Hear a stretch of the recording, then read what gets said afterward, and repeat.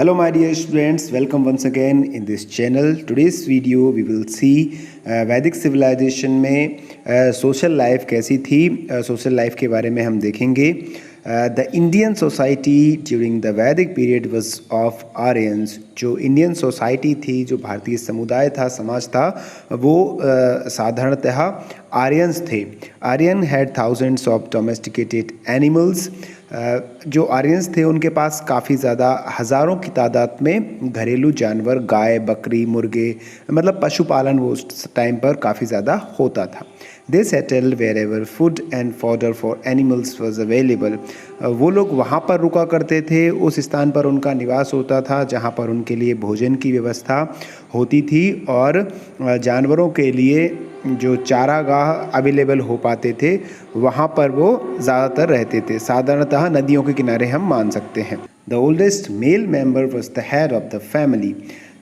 उस टाइम पर जो मेल मेंबर होता था, सबसे ज़्यादा बुज़ुर्ग, वही परिवार का मुखिया होता था. The chief basis of social organisation of the Aryans was the family और द क्लैन. जो संगठन होता था समाज का, वो सबसे प्रमुख परिवार होता था या कुटुंब होता था. कुटुंब प्रथा उस टाइम पर ज़्यादा प्रचलित थी. Joint family system was prevalent during the period in which people of many generations lived together. उस टाइम पर संयुक्त परिवार का प्रचलन था. जो जॉइंट फैमिली होती थी वो एक साथ रहती थी. ज़्यादातर लोग जॉइंट फैमिली में निवास करते थे.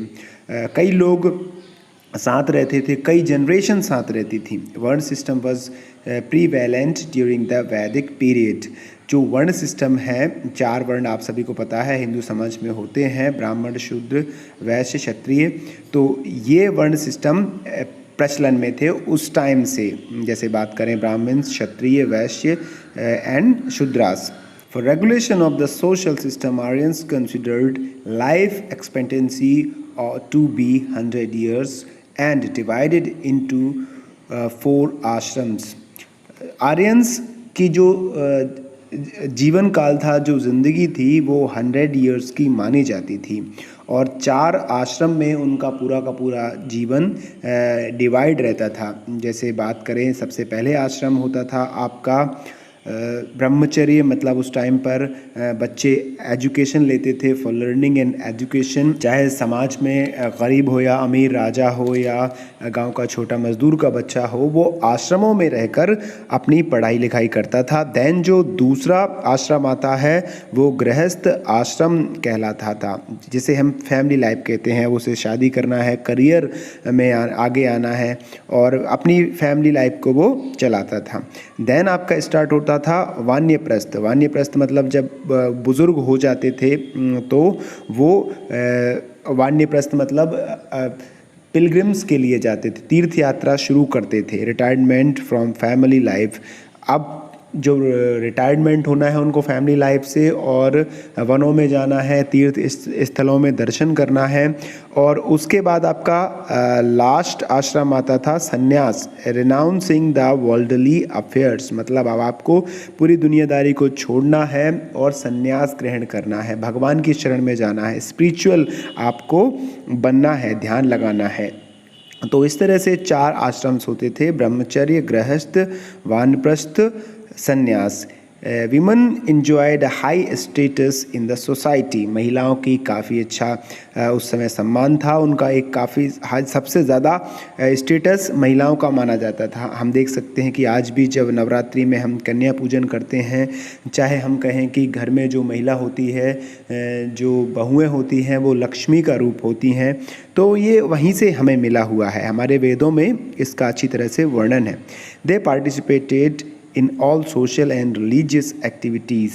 उस टाइम पर जो महिलाएं होती थीं वो जो परिवार में कोई भी एक्टिविटी होती थी, चाहे वो सामाजिक हो या धार्मिक हो, सब में वो बराबरी से पार्टिसिपेशन करती थीं और अच्छा अपना योगदान देती थी.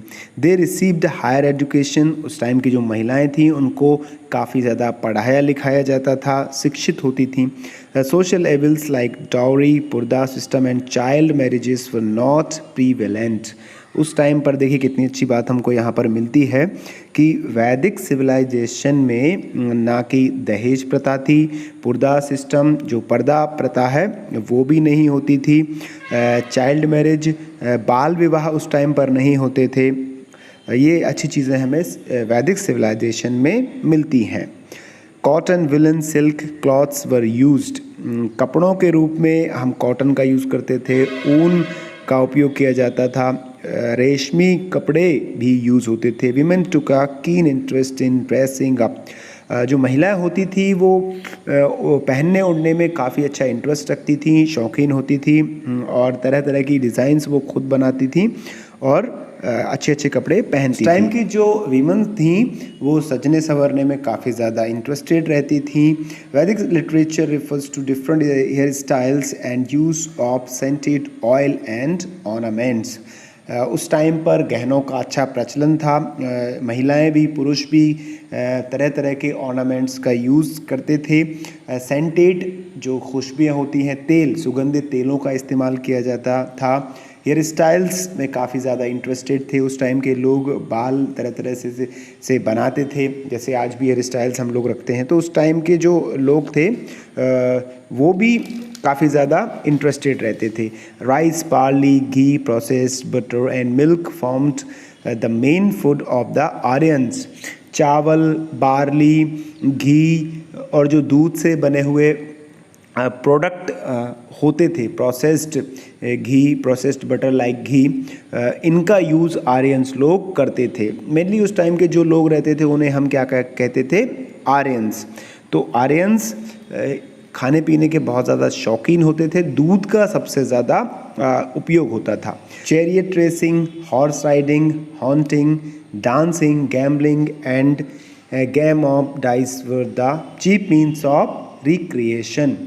उस टाइम के जो लोग थे, रथ दौड़ प्रतियोगिता होती थी, घुड़सवारी होती थी, घुड़दौड़ जिसे कहा जाता था, हॉन्टिंग शिकार करने के काफ़ी ज़्यादा इंटरेस्टेड थे लोग, डांसिंग नाचने गाने के शौकीन हुआ करते थे, गैम्बलिंग जो जुआ है जो गेम था उसे खेलते थे लोग, एंड गेम्स ऑफ डाइस जो हम कह सकते हैं चौपड़ वगैरह जो गेम होते थे नुक्कड़ पे चौराहों पर, वो खेला करते थे उस टाइम के लोग। या कह सकते हैं कि these all are the means of entertainment for them, ये सभी मनोरंजन के उनके लिए साधन थे। तो अभी हमने देखा कि किस तरह से सोशल लाइफ हुआ करती थी वैदिक सिविलाइजेशन में। हमने उनका पहनावा देखा, खान पान देखा, फैमिली लाइफ देखी, सोसाइटी देखी, साथ ही किस तरह के इंटरटेनमेंट्स वो करते थे, ये सभी हमने इस वीडियो में देखी। मुझे उम्मीद है आपको ये वीडियो पसंद आई होगी। अगर आपको ये वीडियो अच्छी लगी है तो लाइक करिए और हमारे चैनल को सब्सक्राइब ज़रूर करिए। Thanks for being with me.